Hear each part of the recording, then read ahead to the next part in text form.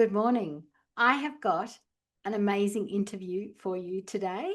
And this one is all around plants, fiber, and why we need them. And I'm interviewing somebody who just is all over gut health and microbiome and all of that good stuff. Now, if you're new around here, I have been following a carnivore diet. I am a clinical nutritionist and a herbalist and a naturopath, and I taught plant based eating for quite some time.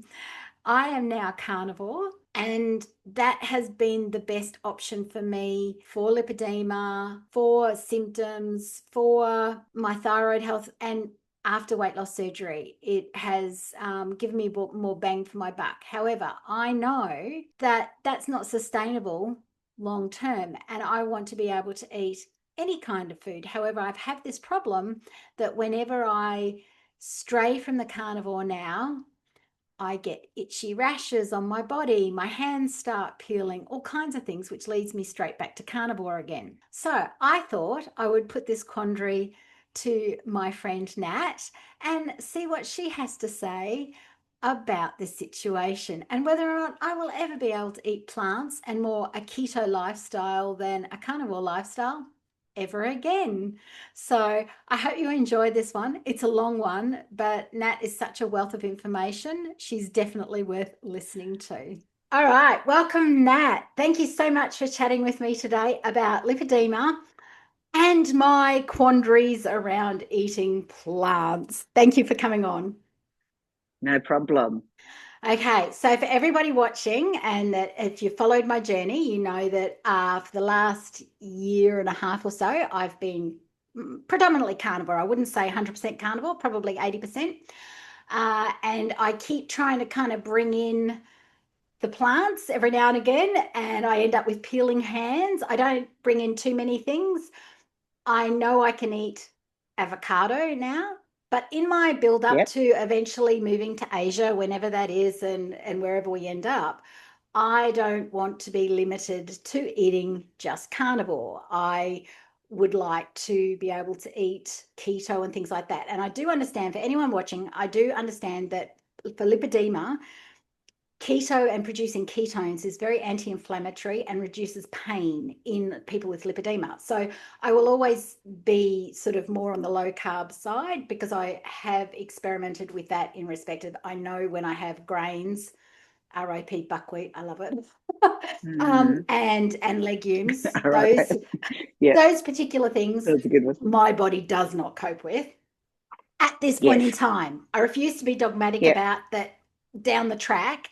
I will be able to keep my Mm. inflammation at bay. I will be able to keep, and for anyone who doesn't know, I had weight loss surgery. So in 2022.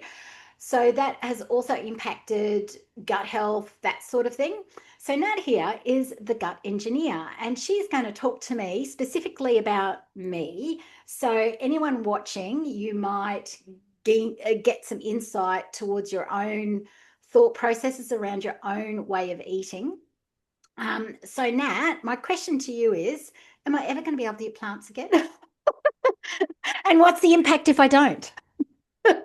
Yes. Okay. Yes. And what's the impact? Okay. So Mm, thanks for talking with me. So we know now that the gut microbiome, if people aren't aware of it, is the trillions and trillions of little microbes that live in our gut, but they don't do just our gut. They look after our immune system and our sleep and our mood and our digestion and so many things. And we also know that they're intricately involved in lipid metabolism, right? So that is how they break down lipids. And every cell in our body has got a lipid bilayer on it. So every single cell, which relates to every tissue, relates to every organ, has got lipids in it. And our gut microbiome helps with the breakdown of the lipids that we eat and also the lipids that our body produces. So our body produces most of its own cholesterol, and we yep. actually get not a great deal from our diet. So our gut microbiome does that. Now, what we do know is that what our gut thrives on and how it can create these metabolites, which, so let's say we we have a garden and we want capsicum to grow, and we've got the capsicum plant, we do everything right, and at the end of it, it gives us capsicum. That's what we want. Well, our gut microbe is the same. We give it everything it needs with food and lifestyle, and it produces these metabolites, things that work in our body, that work on lipid metabolism and sleep and immune and all those sorts of things, right? Mm-hmm. And what we know is that the gut microbiome survives on a diet that is predominantly fiber. Okay. It only actually uses 1% of protein, which is what we find in meats, as as well as other things like different types of fats and whatever. But only 1% of protein does it metabolize itself. It relies on, you give it fiber, it breaks it down, it produces these butyrate and propionate and acetate and other little molecules that do all those things, including breaking down lipids. Okay? For them not accumulating dyslipidemia or hyperlipidemia or whatever. So what happens is that when things start going wrong, and we get a state of dysbiosis. So dysbiosis, when there's an imbalance and things start going out, they no longer look after our immunity. The bacteria that are involved in that aren't doing their job, and we might get an autoimmune condition or whatever, or our sleep, we get insomnia, or lipid metabolism. Things are going wrong. People are, oh, my cholesterol's going through the roof. I haven't really changed my diet, but it's going up, up, up, and up. Okay. And so what it is our gut bacteria aren't doing the jobs that it needs to do. But what happens is lots of things, like you say, happen. You start introducing some plants and things go wrong. And that the reason is that the bacteria that are involved in breaking down those plants are really weak. That's like having a sick child in bed, and they can barely lift their head and take a sip of a lemon drink, and you're like, oh, I've made you a big meal of steak, chips, Brussels sprouts, Gotcha. blah blah blah, all this everything, and it's like, well, that's great, and I would love that, but I can barely lift my head to do that. So these bacteria get very weak. And so what happens is, because it also affects the bacteria that look after our immune system, often people get this real reaction of intolerance. They get sick, they get the itchy skin, eczema, or something like that. And so they immediately go, okay, I can never have that again. That's the problem. I'll go more here because it's none of those symptoms happen. So this is good. And we all want to be symptom free. We do. But what we've got to think about the things that build that, not just in lipid metabolism, but for our brain health and immunity and sleep, all those things, and aging and not getting dementia or aches and pains and all those sorts of things. So we're trying to work on a long-term journey here. We're not just trying to go, okay, well, that bothers me.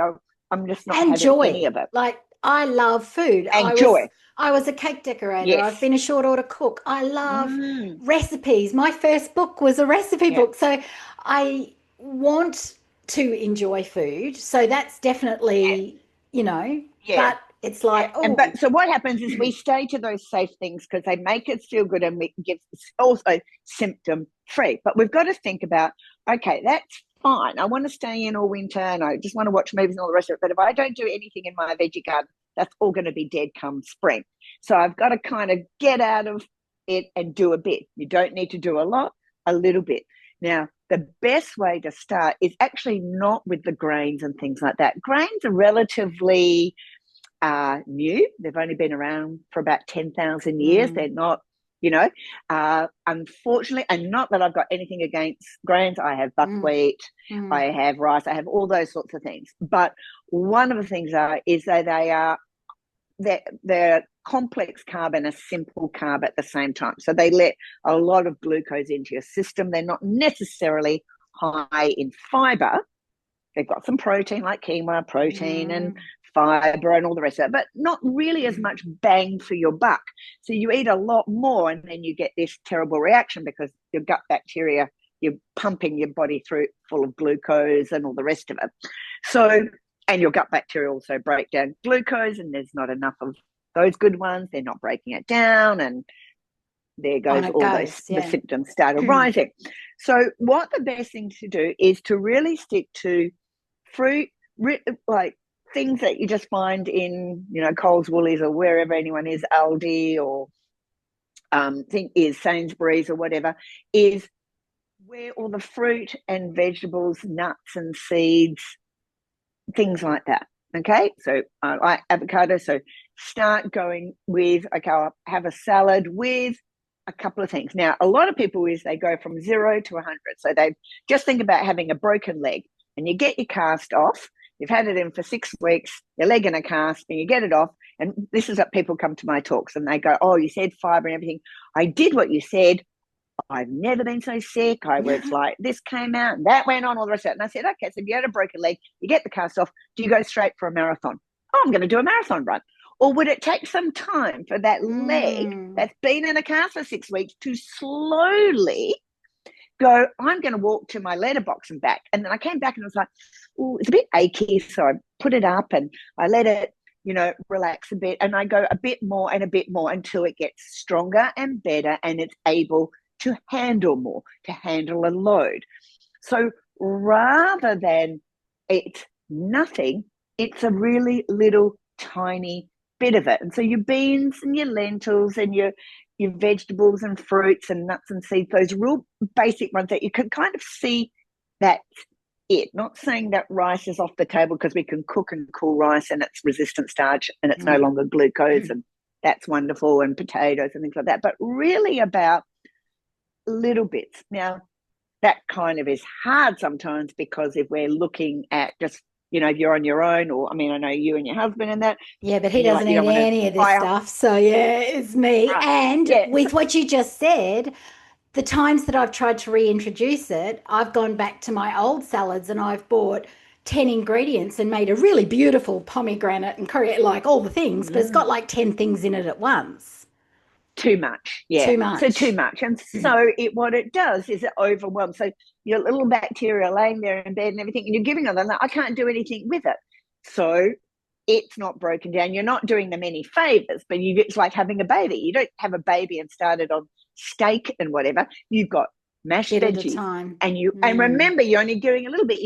I'll do pumpkin and potato, and I'll mash that, and that's what I'll give it. And that's okay. Now, next time I add a bit of pea, and then they, have too many peas and their poo's bright green. You're like, okay, that was too many peas. I better calm down on peas. So it's really about little bits. Like people go, oh, I put a can of chickpeas in my stew, and I was like farting and I had abdominal pain. I'm like, I couldn't eat a can of chickpeas. I don't know. I put a can of chickpeas in one meal and there's 4 of us eating it. So it's a little bit. So it means having a little bit and freezing, or getting frozen veggies, which is good because you can come out and go, I'm going to put one broccoli floret in there. I'm going to have my meat. I know, and that's also a mental thing, because when we have this fear, we go, okay, the last time I had that, oh my God, I got the itching, I got that. So we actually bring this fear, and it becomes a self-fulfilling prophecy, because when we are stressed or fearful, we let out less digestive juices. Less digestive juices means less breakdown. Less breakdown means and I do keep all those things. trying, because I want to be able to eat a variety. But yeah, so far it's been problematic. And I was doing research, because the gold standard for lipedema is the carnivore diet, at the very least, the ketogenic diet. But that, I thought it was something to do with the lymphatics, with what it did. And apart from the fact that the ketogenic diet produces ketones, which in turn reduces pain and inflammation, what the carnivore diet actually is recommended for it as a gold standard for is to reduce inflammation, to reduce pain, to keep your weight stable, and to reduce blood sugar cravings, because any hormones out of whack drive hormones, and inflammation drive lipedema and make it worse. And once that lipedema fat's growing, there's no reversing that lipedema fat unless you have it liposuctioned out, right? So when I went digging, I was like, oh, for some reason I thought the carnivore diet did something special in the lymphatics, that stopped the leaky lymphatics or stopped whatever was going on for it, but it's not. everything I came across was simply that it reduced the inflammation, it reduced the pain. So that in my head said, well, I should be able to eat, if I'm eating whole foods and, that sort of thing, I should be able to introduce them again with no problems. So, Yeah.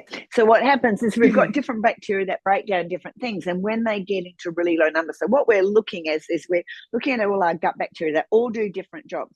Some don't break lipids, sometimes break down carbohydrates, break down proteins. They all have different jobs and what they do, extract nutrients, etc.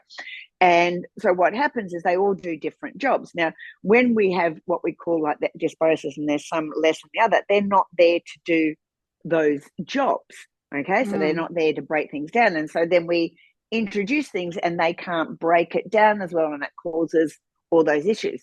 One of the things about the carnivore diet is that it's very, very, very clean.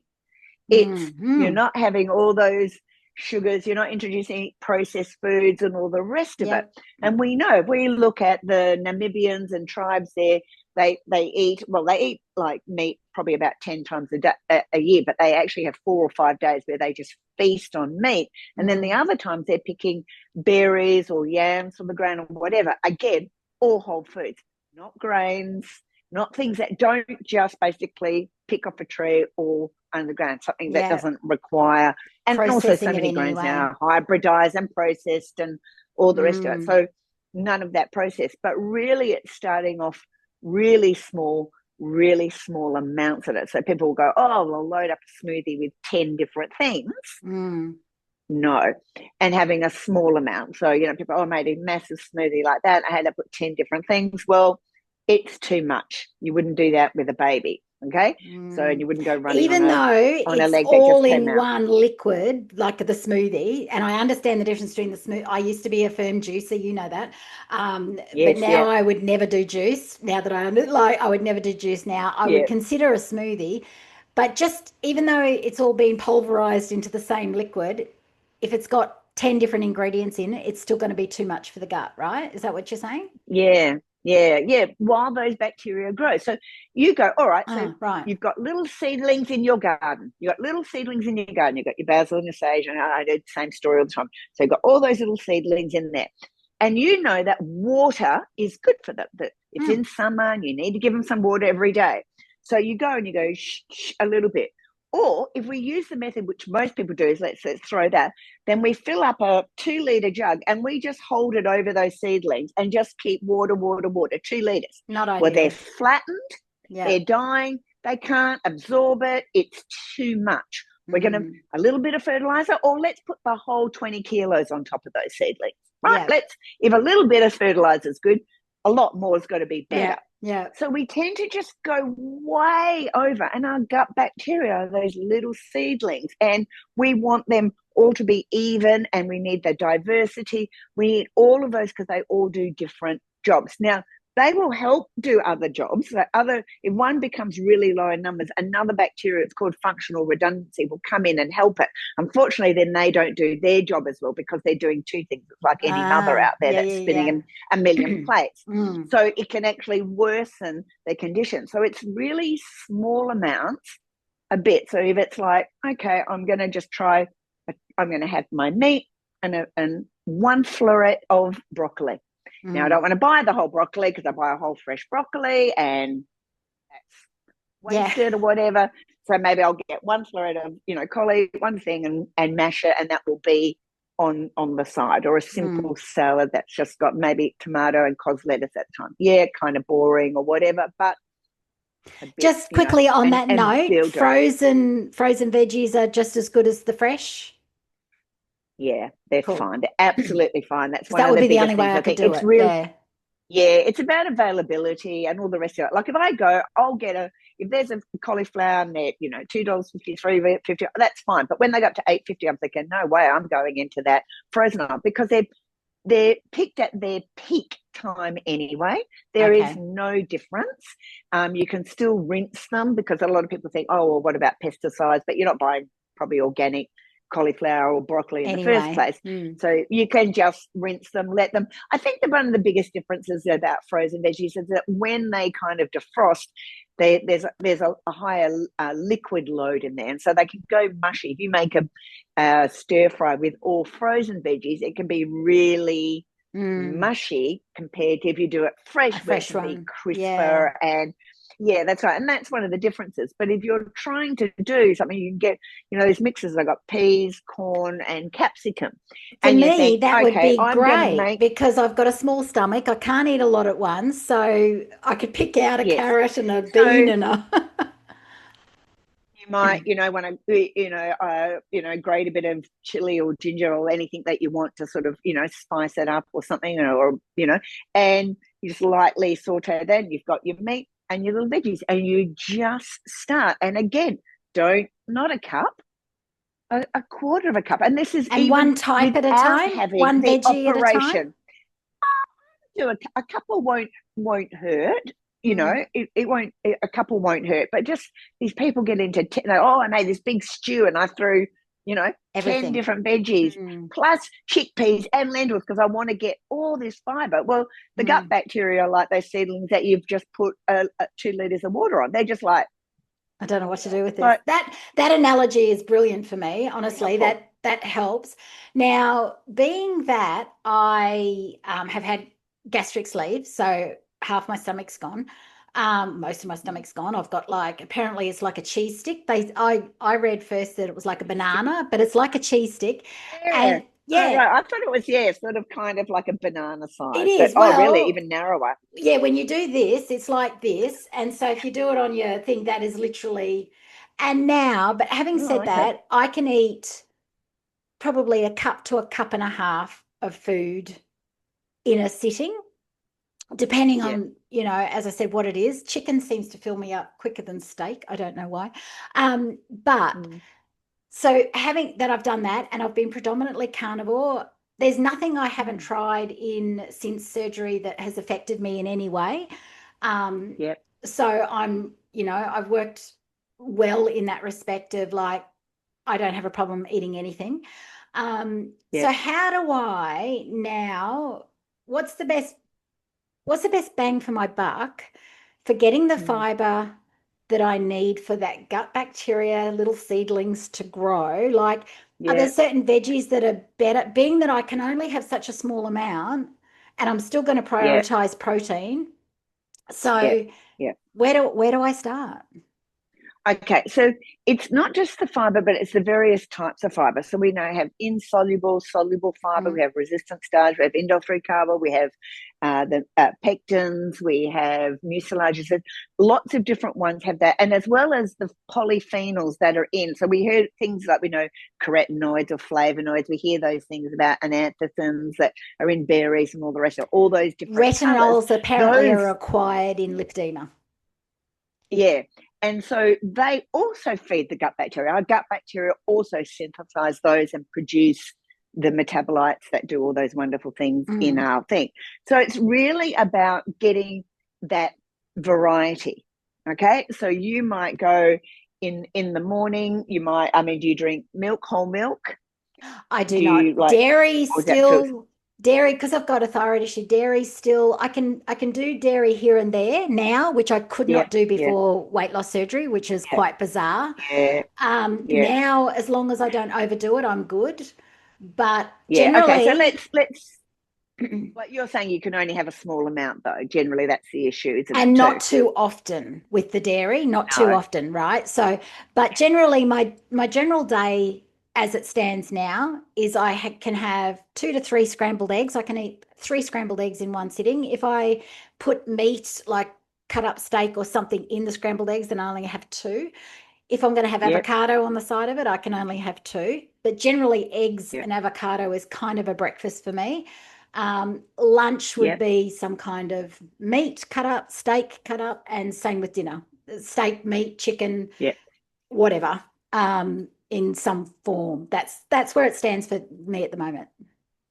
Okay. So, like for breakfast, so what I would do is I would have, okay, I'm going to have a scrambled egg, right? So you're doing 3, so cut down to 2 or 1, and get that, the frozen packet of corn thing, and put that in and scramble it with. And so that's a scrambled egg with little A little bit veggies of, in it, yeah. peas and corn, a bit of whatever that you can have as an amount that is. And if you want to grate some ginger or chili or, whatever, or put any sort of herbs or spices in it to get the same amount. Same is that you want to try to find different ways where you can have, like with meat, with a stir fry, or even having like if it's, do you have a minces at all? Do you usually have a Yeah, mince at actually, I all? just made this morning. I always make a beef and turkey risol, which Yeah. is just literally beef, 1 kilo beef pack, 2 turkey mince packs, a pack of Parmesan cheese, and 4 eggs. That's all that's in it. Delicious. Okay. So a really lovely way to do is to get some like red lentils, the dried red lentils. Mm. And you soak them first for about 50 minutes, which really softens them. And then you cook them up and they're almost like mush. And then you can mix some of that with it, make those rissoles, right? Ah, With some just red lentils. Red lentils are really high in protein. They've got different types of soluble and insoluble fiber in there, things like that. But what I was saying before with the milk, and it doesn't matter if it's milk, because I mm, know, some people, I use kefir. I don't actually use milk, but I'll mm. use kefir, sometimes coconut kefir or milk kefir. And so if you were to make like a little smoothie, you might put some, like some, like a cup of, let's say, macadamia milk, Yeah. and a teaspoon. I blitz. I always have in my fridge flax seeds and chia seeds, which are blitz because they're really high in omega-3s, Mm-hmm. which are really good, but they're also high in protein, and they've got some really nice soluble, insoluble, resistant starch, Yeah. indole, a few different types of fiber type. And you say, okay, I'll have a cup of that. I'll put a teaspoon of that, because if I have any more, it's too much. And I'm going to add blueberries, right? Yeah. And that's like a, a A little little smoothie to smoothie. have Yeah, that is yeah, yeah. filling and whatever. And then the next time you have it, you would put raspberries in. And the next time you'd have it, you put mulberries in. The next time you'd have it, you put, To what you're keep trying to do rotating. is you're trying to grow all those little things, so little bits. And that's where frozen stuff is great, because you can do a little stir fry. You can have, all right, I'm going to have Mm. those mint, and I'm going to buy one of those. I say to people, there's so many stir fry packets that have got, some of them the Thai style, some of them are the Malaysian, there's lots of different ones, and some of them got water chestnuts, and some of them have got, they've got different things, carrots, whatever. And Yeah. you're not putting cups of it, but you go, all right, I'm going to slice up my beef into strips. I'm going to put some of those veggies in there. I'll make a little stir fry. I don't know if you like to add tamari or garlic I ginger have chili or something herbs like and that, spices. whatever. That's one thing that hasn't bothered me. Until you Like, do, yeah. yeah. And so you throw that into it, and you've got this little stir fry that you've added. Doesn't matter that it's still meat predominant. Don't worry about that at the beginning. You're trying to Mm, shift something in there, something to grow those little mm. babies. And then it's a bit more and a bit more. And what you'll notice is that you won't have, and you'll notice, like, just like when people come to my talks and they go, oh, I said, okay, well, you put too much of that, and the one type you're just having chickpeas every day, and you're putting a can in there. So at Yeah. first it should be a little bit chickpeas or lentils or kidney beans or whatever. Whatever. Now, okay, you open a can, you go, oh, but I'm only one. Freeze them. Freeze what's left over in little tiny amounts Mounts. that Yeah. you can add a few little beans. Beans are great mushed up into rissoles. A can of open a can of beans, rinse them, take just quarter of a thing, or even like lentils. I mean, you could get a can of Mm, lentils. You don't even have to get the red ones, and you freeze the rest of it. You can even mm, put those. mm, I mean, I've added lentils to a smoothie, but you're not going to mm. put a quarter of a cup. You're literally going to put in a teaspoon. Yeah. Different. Yeah. That's Yeah. what you're going Okay. to. So you're going to put a teaspoon, and you're going to have that, and then it's going to be fine. And then the next time, and you might have a bit more or a bit more, and you'll have a limitation because of the size of your stomach Mm. anyway. But even if someone hadn't had your surgery and they're working on a full stomach, I would still give the same advice and go, why are you piling everything at once? Like, why would you? Yeah. You That's start with a teaspoon. too Yeah. much. So, but then we've got to see, what does that look like in well, I can't keep opening a can every day and have like, all this Yeah. stuff in my So it would freezer. be So just start with a making couple the and then, dried ones, buying the dried packets and well, learning to they know. can be, yeah, no, I would never go there. A couple of things were is that they are, even if you've ever got chickpeas from dry and you soak them and then you cook them, they're always much, much, much harder They than the are. soaked variety, I right? And what remember. happens is that makes it much harder to break down. And when you've got a limited amount of surface area, that's leaving a limited amount of gastric juices and things to break down, you don't, that is just too much, that's too hard. You want the soaked ones. So you could Gotcha. just say, right, I'm going to start with, for the next 2 months, it doesn't matter the length of time. You remember, you're going slowly. Think if you go walk to the post box and your leg starts hurting, don't walk as far as the post box. Just Yeah. go out your front door and back, and then the next Mm. day it's a bit more and a bit more. So if you start with going, I'm going to get chickpeas and red kidney beans, I always like them, or I liked black beans, or I like Mm. whatever that looks like, or a 4 bean mix if you want. And you just go, So all right, I'm canned going to, beans freeze quite well. yeah, brilliant. They're brilliant. You Yeah. rinse them, put them in little portions, wrap them up and put them in the thing, and they freeze. They unfreeze them and add them to smoothies So an or ice cube meals size or whatever. portion would be probably okay for me. Or is that too much? Yeah, that's right. Ice No, cube? I would just do, yeah, a small Mm. ice cube tray, not one of the really big ones, No. and just a small thing. And at that, you'll see your limit of where it's too much or too little. You'll just go, oh, okay, that was just way too Mm. filling. Expect that you're going to have a tiny bit of bloating, a tiny bit more flatulence and whatever, because your gut bacteria are getting Has to used grow. to revving up again. They're like, oh, okay, there's a little bit. Okay, I need to step up. I can eat that little bit, but oh, that was still a bit too much. But they get Mm. stronger and stronger. Then they have more babies and more babies. So Lactobacillus rhamnosus has 1 trillion babies, and Lactobacillus plantarum, they have 1 billion babies. They all have their little babies, and then they get stronger and stronger and stronger. So why, it's those basic things and whatever that looks like. But yeah, I would, I always say to people, grains is probably the last thing that you want to go to unless you're doing it properly. I mean, my courses will talk about, a little bit of quinoa and soaked and a small amount. People go like, they go, oh, I had a client recently. It was a quinoa, black bean salad, whatever. And they're like, oh, I thought, because I saw that quinoa was full of protein and full of this, I read about it and think, oh, well, that's a superfood. So I'll just go, Go triple crazy. that. Yeah, And yeah. she's like, oh, I got bloating and itchy and that. And I said, oh, really, from that one? She goes, oh, yeah, but I tripled the amount of chemo. And I'm like, well, that's your problem. There you So go. Okay, I here's a kind curly of one think for more is you. better. So there you go. Yeah. Here's a curly one. I have found, since, as I said, I was plant based. Most people that have followed Yeah. me for a while know I was plant based for a long time. Carnivore has suited me for the Yeah. last, year and a half. Great. When I do eat veggies now, when I try to bring them back in, Mm. it makes me hungry, which Yes. blows my mind because prior to weight loss surgery, and one of the reasons I wasn't sure it was even right for me was because with thyroid disease, I did not have a hunger. I did not eat that much. So Mm. this whole hunger thing, like it's like, what? I'm hungry. So why? And so there's a slippery slope. So I'm like, Mm. oh, why would I eat veggies when it's just making me hungrier? And I don't want to put this weight back on after all losing, like there's that. Yeah. What's Yeah. your take on that? Yeah. So what it is the basically, if we were looking at, and I hate calories, but let's say we were looking at the calorific version of a 500 calories looks at meat and 500 Mm. calories of fat, we'd have to get heaps and heaps and heaps and heaps of veggies, which you couldn't get as much. So Yeah. the meat is far, far more filling. Okay. The Yeah. fats, the protein, Yeah. it's more filling. So when it isn't there, we have that. And again, our gut, the messages are going back and forth between leptin and ghrelin and all the rest of it. And so Mm. when you make that change, you will be naturally hungrier, because even though it fills a greater surface area, if you think a salad is massive, we had 500 calories of salad, would just be a massive big salad. While it's a greater volume, we can't eat that much. No one can sit there and eat a huge big Mm. bowl of salad.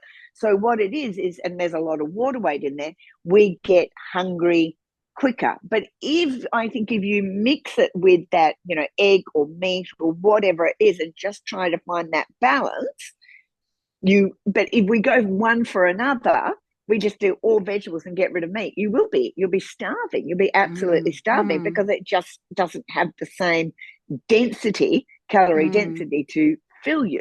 You Yeah. won't get it. Okay, you eat again and again. I mean, no one's ever going to get fat of eating vegetables. It's just Mm. an impossibility. There's just not enough calorific No. um, amount there to do it.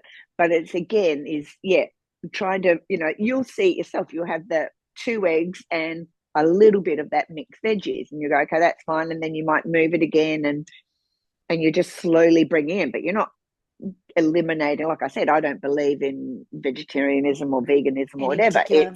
It's Would plants, it's you, diversity, yeah. same as meats.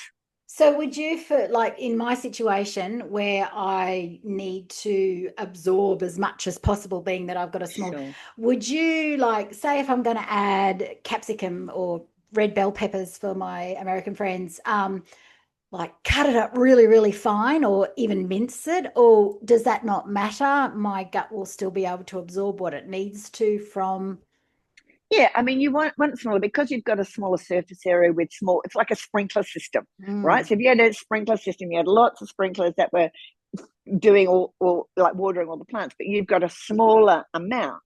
So anything that you can do to sort of, you know, chop it up. So I mean, but also food has got to look good as well. So if you've got that, let's say the pea, corn, and the red capsicum, red bell pepper, and you blitzed it at first a bit before you just put it in the blender to break it down into smaller particles, and then put it with your egg and oil. So it might just look like maybe vomit, yeah. and it's very unappealing. So Yeah. with taste, texture, they're all very important to gastric juices, slowing down, stopping, looking at our food, smelling our food. Enjoying it. Signals salivary amylase and salivary lipase that start breaking down those carbohydrates, complex carbohydrates. We're not talking about the Mm, sugary, no. donutty, whatever thing. We're talking about the complex carbohydrates and the fats. Well, your salivary glands start doing that because your stomach isn't the only thing that's involved. There's messages going back and forth to break things down. We also need our stomach acid to get down to about 1.5 to 2.5 for pepsinogen to come down, for pepsin to be released to break down proteins. Or Mm. we eat protein, but eating protein and the breakdown of protein and it being absorbed are two different things. They're not the same thing. So we need, so, it, if we don't like the taste of it, if we don't like the look of it, it affects your digestion, which often what plays out, people go, oh, I'm making myself eating that. And then they get sick and they feel bad and all the rest of it. And so like, yeah, I know, because you hated every part of it.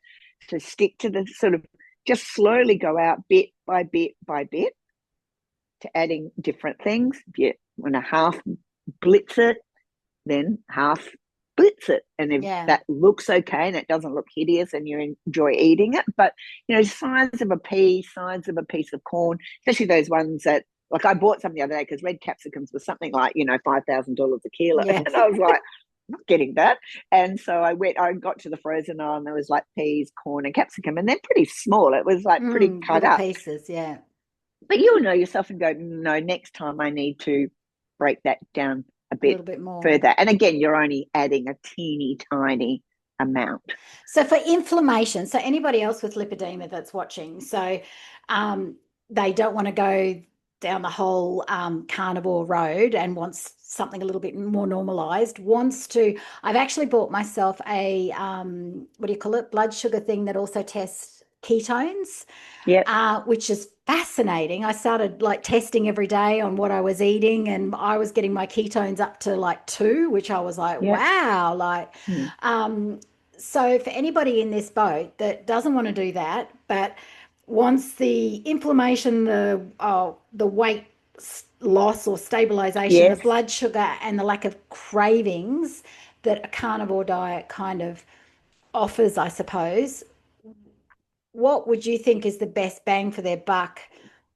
So you're looking at, so if we look at, we've got there's protein in plants, there's protein in meat. There's fat in meat. There's not fat in a zucchini or any of those plants or grains or whatever. Our fats are in, obviously there's some fatty ones like avocado. We know kind of the ones that are fatty. We know celery is not fatty, right? We know a berry is not fatty, but we know our nuts and seeds are very fatty. We know our flax seeds are, and all the rest of it.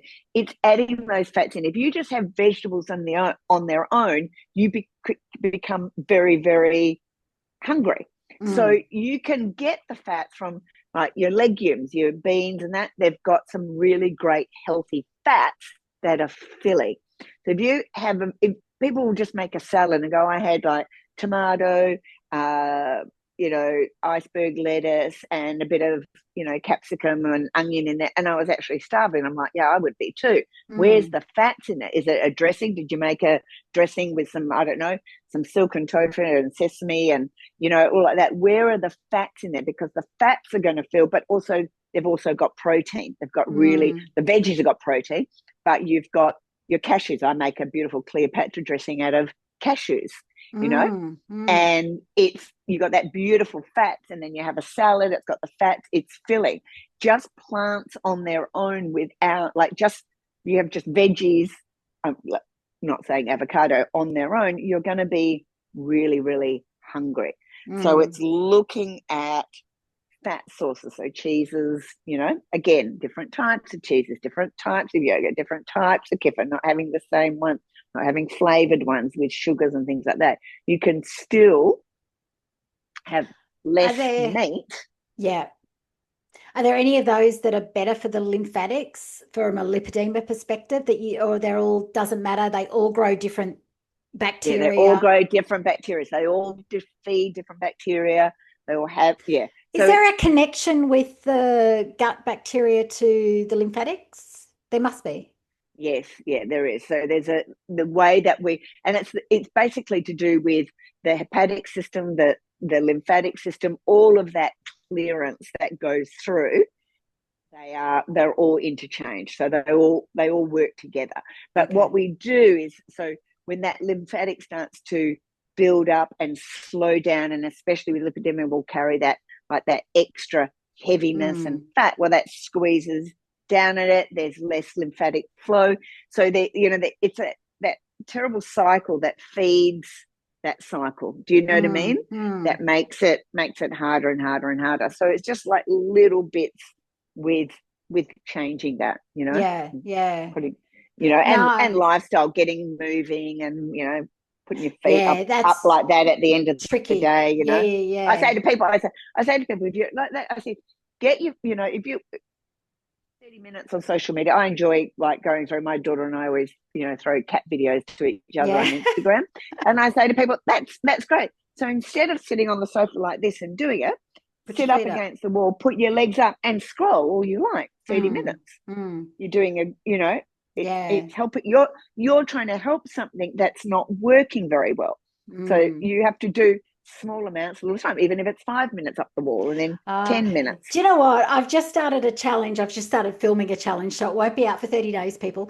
I'm up to day 3, but I had to preload this challenge, and the challenge is 100 calf raises a day. Because the calf calf muscles impact your glucose metabolism, and is also plays a big part in the venous return. There's a lot of good things or good reasons to do it for lipedema people.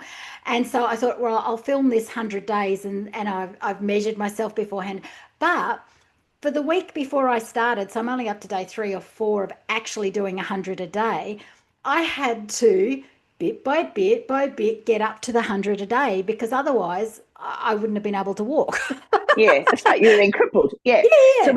So rather than go from 0 to hero, we just go we hear something, we just go hell for leather. It's exactly what you said. Yeah. It's just those little things. And what we do is we burn out, and it's too much, and it's sore, and all the rest of that. And so the same with, I do it all the time. I'll talk about, oats or this or that. And then someone always emails me talking about, oh, I added a can of chickpeas to my smoothie every morning, and I've been so sick. And I'm like, well, I didn't say a can of chickpeas. And I said a little bit, and variety, where's the chickpeas or something. So, but things have got to balance with what's available, what we can afford, what tastes good, the texture.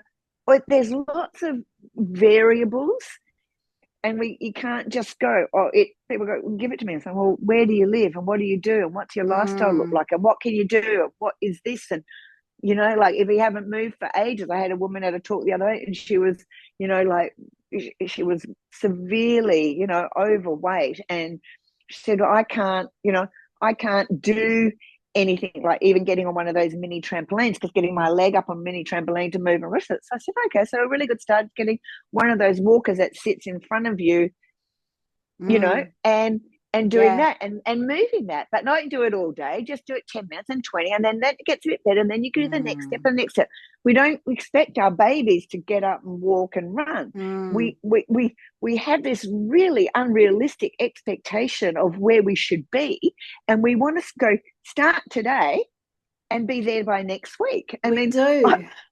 I've been going to the gym. My husband and I've been going to the gym for a couple of years, and we want to, get strong. And every time I see my trainer, who's absolutely, they're both gorgeous, and they're lean, and they're not like super muscly. They're absolutely beautiful. I'm like, I go 3 times a week for 3 years, and I look nothing like you, Jesus. And it's like, okay, but it takes time, and then of course they do Yeah. more because they're the trainers. They do every They're day, there whatever. every So day. Yeah. I don't think people realize how hard it is to get to there, Yeah. right? So Particularly when your health has already yes, declined like yes, for me, my weight, my lipedema got out of control, which I didn't understand at the time, because they say lipedema is usually, even though you're born with it, it is triggered, I guess, puberty, pregnancy, menopause, high hormonal times. For me, it was triggered at 21 when my thyroid kicked it. That was my right, trigger. That was yeah, my yeah, trigger. And so it was, up until now, that was what, 35 years ago. yeah, So I'm not going to reverse the lipedema fat globules. yeah, The thing with lipedema is also there's something about the lipedema fat that acts like a magnet to other fat. So mm, you put on normal weight that's not lipedema weight that much quickly, yeah, that much more quickly. So it's a really kind of tricky territory to navigate. What would be for women that have lipedema mm, and can't get their head around any kind of diet, any mm, kind of restriction, because food mm, is comfort for many women that mm, can't fathom sure. all the things Mm. that they're dealing with. I think I know what you're going to say. How would they start this? What, Okay, from a so diet perspective, from a food perspective? okay, so it don't we get caught up on these words like protein and fats and things and carbs and whatever, but we don't really understand and know anything. So forget about that and just go for unprocessed foods. And we've talked about this before. Yes. Just nothing that's processed. Okay. So yeah, that kind of be hard because you're like, oh, but I mean, I know when we came back from Japan, I was like, oh, I'll get that sweet and sour sauce and a chicken and a pasta, and that'll be good because I'll feed 3 kids really Yeah, easily, yeah, yeah. and things like that. But what it is going back to that basic. And so if that means a lamb cutlet and like we used to get back in, well, you're Steak not a and two child in the veg. 60s. Yeah. Yeah. No, close. Yeah. It was like, it was like the broad beans and a thing of, cauliflower and your meat and whatever. If it is that basic thing, then Real it's whole that basic thing. foods. So then people go, oh, but that's just so bland. So I put a whole pile of sauce in. I'm like, okay, so did you see what was in that sauce? It wasn't just the worst kind of fats, like the terrible vegetable oils and canola oils, plus the sodium through the roof, Mm, plus the thickeners and the non-nutritive sweeteners and all of that stuff, which disrupts the microbiome. So just keep it what you like, mix it up as much as you can, but keep those things out. People go, oh, I can't. People go, oh, I have, oh no, I don't like fats and I can't eat that fat. So I said, oh, so you never have chocolate? They, oh no, I love chocolate. I'm like, oh, so you do like fats, right? So, or you do like ice cream? They're like, but isn't that different? I'm like, no. So we how can't. It's like much? How people like much do wine and you think? resveratrol. Yeah, yeah, yeah. Oh, agreed. How much do you think? Because I've had comments whenever I've talked about on any videos that one of my priorities is keeping processed foods at bay, you know, along with no seed oils, all the things.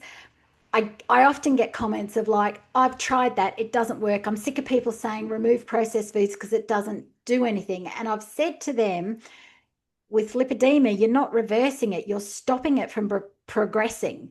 Yeah, that's How one thing. much do you think that the processed food, particularly from a lipedema perspective, impacts Oh, the hugely, growth or not?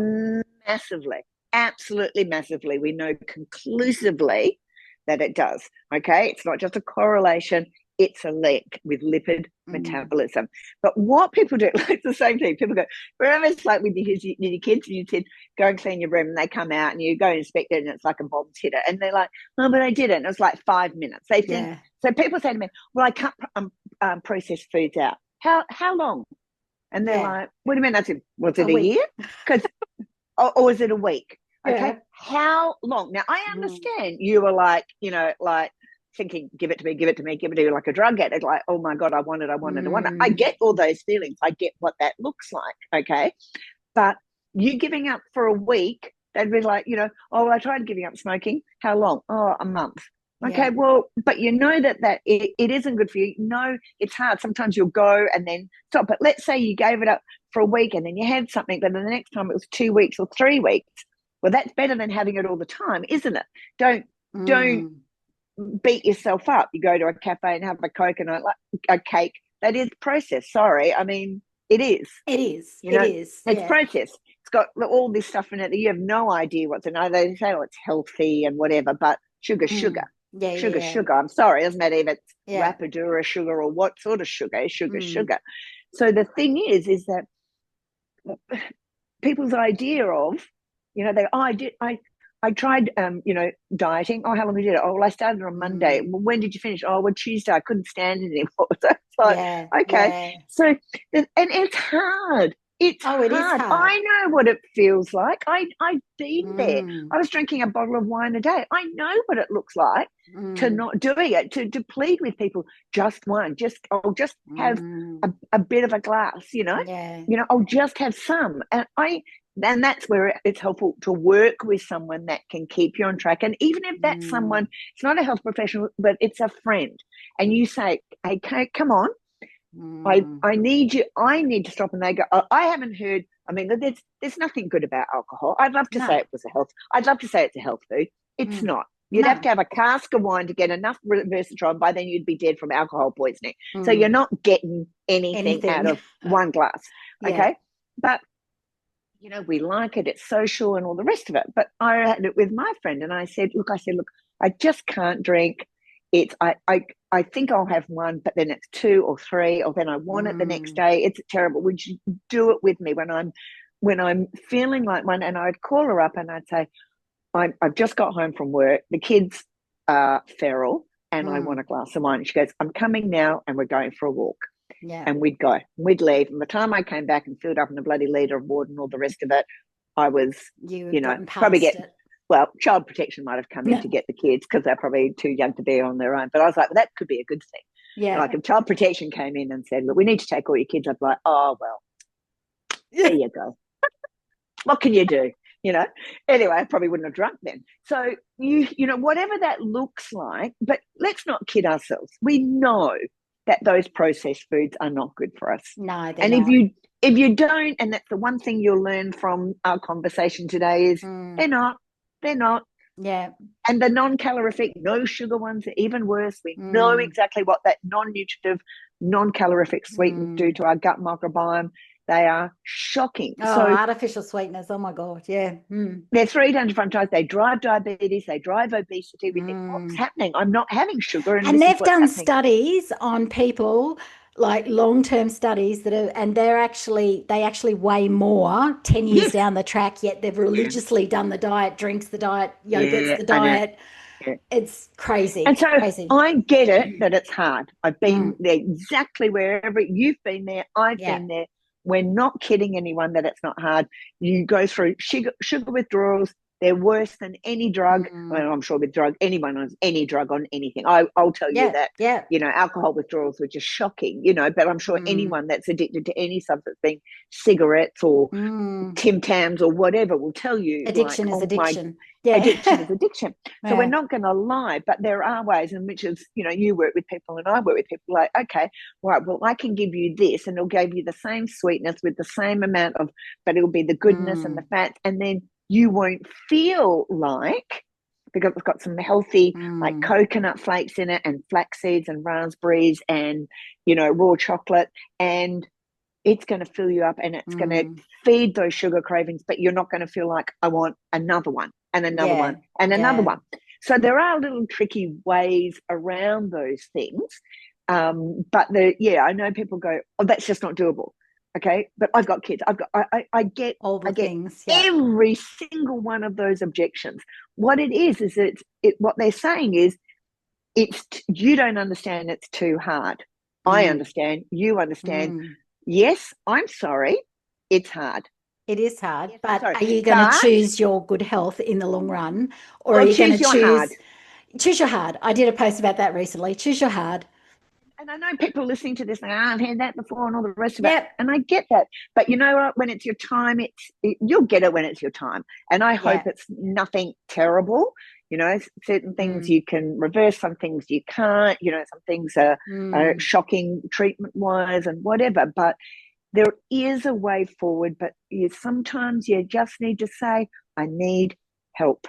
Yeah. I need someone to help me. And as women, we don't do that because it makes us look We sure disorganized, don't. weak, and useless, and all the rest. So I was talking to one of my clients the other day, and she's 76, and she goes, "Oh, but I've got to do this, I've got to do that." And I said, "But you've got to look after you first." "Oh, I know, but it's so selfish." And I Oh, said, and she's doing that "Really?" at 76. And I Oh, said, "And isn't it selfish that when you get sick, and you are already sick now, and you're going to get sicker, that everyone in your family is going to have to divvy up time to take you to appointments, to take you to hospital, to do this, to do that?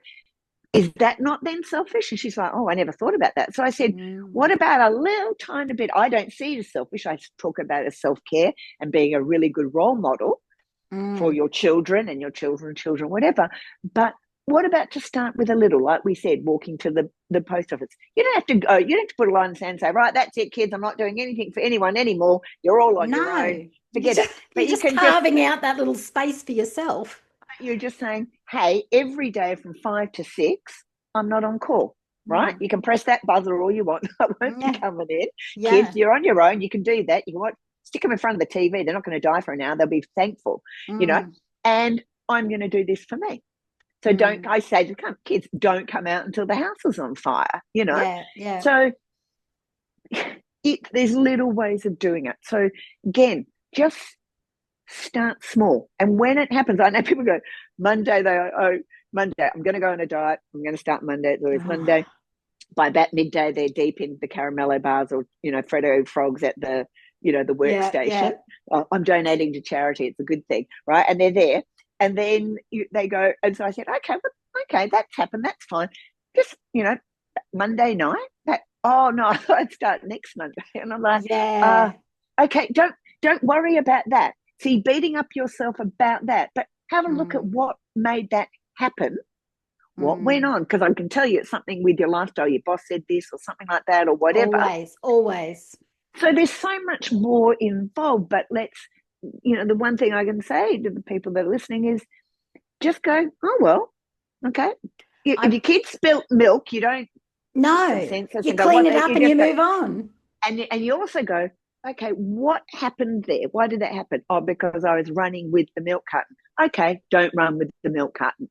Now, Yeah. next time they're walking fast, okay, that's still too fast. So same thing. What Mm. happened to make you do that? Okay, be aware of it and immediately move on. Mm. Don't worry about it. That's the I'm a part. firm believer in the very next meal, you go back to like it's not. But it took me many years to get out of this Oh, next Monday, the first of the month, whatever it was for, New I Year's, don't know, New Year's. It was like, I'll start whatever. next year. I Yeah. know But people are like, oh, it didn't work. now I don't skip a trick. Now it's just the next meal is back to normal. It's back to what I know works for me. And I think with lipedema people, particularly, and many are in such a state of overwhelm, and it's hardly diagnosed, and so many people don't know what it is, and all this sort of thing, that it's easy to kind of push it out there, and Yeah. it's easy to go, what's not eating processed foods going to do? Because Mm. it's not eating processed foods doesn't necessarily help you lose weight. But I think No. what people don't understand is that if you want to stop it getting worse, and if you want to, Mm. if you're at stage one and you don't want to, if you've seen photos, and I'll pop some up on the screen of stage three, if you don't Yes. want to head down that road, then processed foods is just the easy starting point. And I say easy, it's simple, Yes. but it's not easy. Yeah. No, Absolutely. no, I agree. I agree. And so, yeah, so it's all those sort of things, but there are things that are just as sweet and just as beautiful. I make these raspberry coconut domes that are dipped in chocolate, and Oh they're, yeah. it's all, yeah, and they're really, and they, but you can only have one, and then it's filling, unless the Mm. emptiness are in so many of these processed foods that drive us to have more. We think we're weak, we think there's something wrong with us, and we're not. They're designed to sell. Of course they are. They're not going to make Pringles taste bad so that you don't come back for more. You Or go back. If filling. I ever, Yeah. Are you there? You have frozen on me. those Oh, like there you red are. rocks, was it those red rocks? I think it's red rock, salt vinegar. Anyway, so yeah, so go hell for leather. Start slowly. Do something. Just don't put it in your trolley. Don't think, oh, it's a treat. It's not a treat for everyone. Oh, it's a treat for my kids. Well, no, it's not a treat for your kids, and it's not a Mm. treat for you. And everything you do every day builds on what it is. Yes, there's genetics. Genetics are involved in a lot of things, but we have 22,000 human genes, and we have over 4 million bacterial genes that are turned on and off those genetics. So Mm. epigenetics, our lifestyle, our environment, all those things make the difference to where we are. So, they Absolutely. all are Yeah. part of the whole. So just do that little bit. Just go, yeah, listen to this and go, I can do that. I can go from 3 eggs to do 2 eggs, and I can add a little bit of that. And that was good. Mm. And then I'm going to do the next thing and the next thing. And even Yeah. if that's for a week, that's great. Slowly, You have a little slowly. bit more Yeah, and yeah, slowly yeah. say, doesn't matter what it looks like. We're not all in the same race. Anyway, I always say to people, I don't know why you want to race to the end, because the end is death, right? So Yeah. there's no race anyway. So don't That's a don't very good rush. point. So Yeah, on that level. Yeah, here's what I've learned today from you is that I need to add the veggies back. I need to do it slowly, slowly, a teaspoon at a time, not a whole half a broccoli at a time. good. And that I need the fiber to grow my gut health, to keep my little garden happy, and because I need it for my lymphatics anyway, and that I feel like I can keep my inflammation down, I can keep the weight Yeah, from coming back, I can keep my blood sugar stable, I can keep my ketones high, and I can keep my yeah. cravings at bay, as long as I do it slowly, slowly. You're the best student ever. I get tick, gold star. Right. Oh, yeah. So that's what it Else. is. Yeah. It's Yes. that's perfect. And slowly, and see what it looks like and see how you feel. And Yeah. no, that doesn't. Some things won't, because they're really, like, even like broccoli and cauliflower. And Brussels sprouts and things like that. They are really high in sulfates naturally, like sulfur sulfurane. And what happens is they make you fart more, and All the they're things. great for our gut bacteria. But if that's happening, then you've got your own answer. It's too much. Don't say no, never again. Just rein it in, Yeah. and rein it in, and rein it into the point where it is, and then a bit, and then I went too fast. I went to that post box. I I think went that's too a really fast, good takeaway, because I think most people not zero. just either like have the big amount, get all digestive distress and Yep. embarrassing situations out in the workplace or whatever, and then go, oh, I'm never eating that again because it doesn't agree with me. Humans are very good at all or nothing. Whereas we need to just get used to just little bits at a time, I think, is my biggest takeaway here. Yeah, and also, like we said, that fear factor. And I'll just leave you with one little story, which I think is really, really telling. So one of Yeah. my clients was like, she was on my gut protocol, and obviously there was mushrooms in it. I can't get mushrooms. I'm anaphylactic. I'll, die. I'll get sick and all that. Okay, no problem. We'll take them out. We'll do other things and all the rest of it. And I knew there was a lot of fear involved. Anyway, her gut started, everything went away. She had lots of different things going on with weight and, thyroid and all the rest of it. Got better and better, and her blood markers were great and everything. And I knew that she still had this fear with mushrooms. And mushrooms are brilliant for our gut microbiome, different types. So I spoke to her husband and I said, look, what I want you to do is I want you to get one button mushroom. And when you make that spaghetti bolognese, I want you to mush it up into the mincing, and she's not going to know and all the rest of it. Have that. And we're going to slowly do it. I said, but, be ready with an EpiPen. I mean, she wasn't I wasn't putting her in danger, and she wasn't, but you know what I mean? And she didn't even have an EpiPen, but she was like, oh, I get so sick and I da-da-da. Yeah. And I said, and we're not going to, but you just be there. And if anything happens, I'm not feeling well, we know it's a mushroom or, whatever. She's going to know. And we added slowly bit by bit, and she didn't know these mushrooms. And so about 2 months later, I said, okay, I just, don't kill me, don't get shitty and all the rest of it. Don't divorce your husband. I've done safe things, but we only care about you, and this is what we did. And she went, all right. And I said, because if I had said he added one mushroom, your fear is, I remember what that did. I remember how it made me feel. It was really bad. And so I won't do it again, like you said. Yeah. No, not at all. Yeah. Right. And so, she'd had allergy testing and she wasn't allergic to it. So it was a safe thing. But in her mind, it was the same people that we have, we have fear of spiders or fear of this, or we don't like heights or whatever. We get up and like, oh, no, I can't. So, and she was absolutely fine. And now she just, I just can't believe it. Shiitake and enoki and oyster mushrooms. Oh, that's awesome. And all these things. And she's, I love mushrooms, but it was fear. Yeah. And so that's a lot of the stuff we don't actually understand, that the gut brain connection is constantly sending messages. We've got our guts, our second brain. It's sensing that. It changes the way the digestive juices, it changes the way everything that breaks down food, and it becomes a self-fulfilling prophecy that, we have it and we feel terrible, but we were already preempting that, and it changed the way we digested, and thus it became an issue. Maybe not necessarily the mushrooms, maybe something else. But that's an awesome story. But that same gut-brain connection, I'm very much worried. Well, not worried, but I'm cognizant of. Yes. I don't want to develop this fear of eating anything but meat. Yeah, right. Yeah. I do want to have a well-rounded, because food is joy for me. Going to Asia and trying different cultures, foods and all that kind of thing. So I'm very much now in this space of, okay, carnivore's been great for me up until now. But I think I can still do the same things that a carnivore diet does, with reducing the inflammation and keeping my blood sugars steady by introducing fiber and plant food back into my world. Don't have to go hard on the noodles, don't have to go hard on the rice. No. And just, those things, the grains are the last thing. Not that, I mean, we've got Asian cultures, they have the noodles and rice, but they have it very different from what we do it. So I say to people, if you don't know what you're doing there, just put that to the side for the moment, and just focus on just those things that you can recognize, that you don't, just in the oven to roast or stir fry, whatever, just something like that, rather than now have to soak it, then have to do this, have to do that, and canned beans, canned legumes. Yeah, I've got to say, carnivore is very simple from that perspective.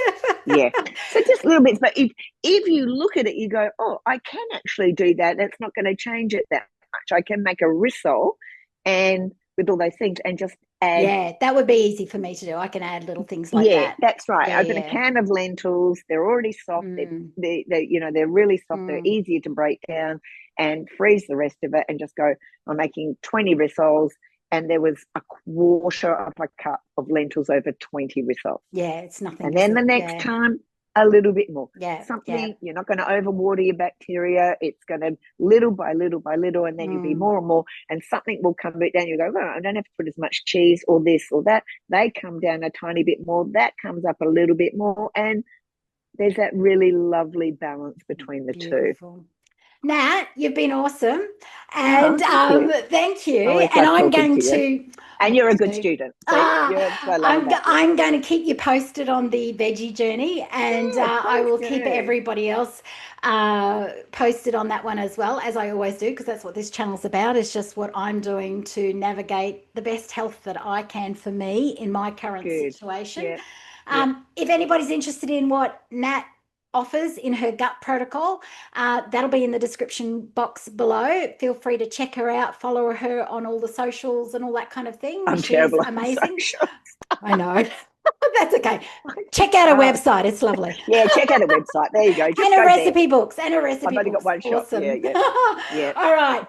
We will see you on another video. Thank you again. Thank you for having me. And everybody else, we will see you again soon. Bye.